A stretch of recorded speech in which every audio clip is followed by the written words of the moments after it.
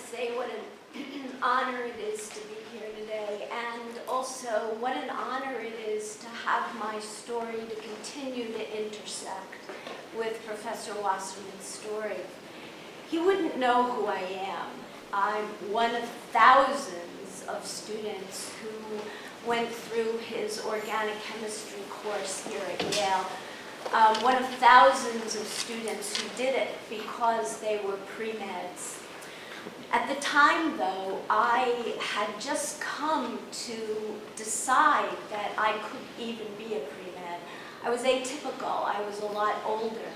I had grown up at a time when girls didn't become doctors necessarily. They weren't encouraged.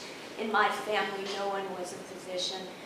And I had fantasized about it for so many years. And finally, I had thought, well, I'm going to try this.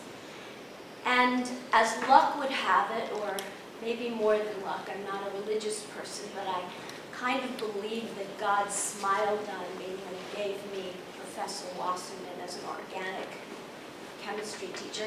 Because you have to understand that one of the things that had kept me from believing that I could even do this thing was organic chemistry. The lore of the pre-meds was that no one likes organic chemistry.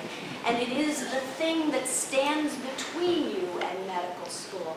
It is the thing that will prevent you from going to medical school. And I believed that.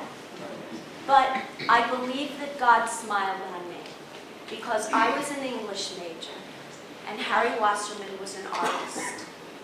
And he showed me that art and science can be taught together.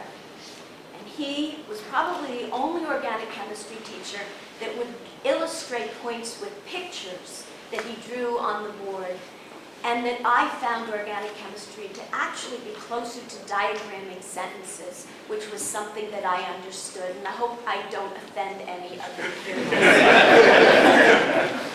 In any event, at the end of the course, he made an announcement and he said, I know that many of you want to go to medical school, and I know that many of you would like a letter of recommendation from me, but if you would like one, you will need to write an essay for me in which you explain what organic chemistry meant to you.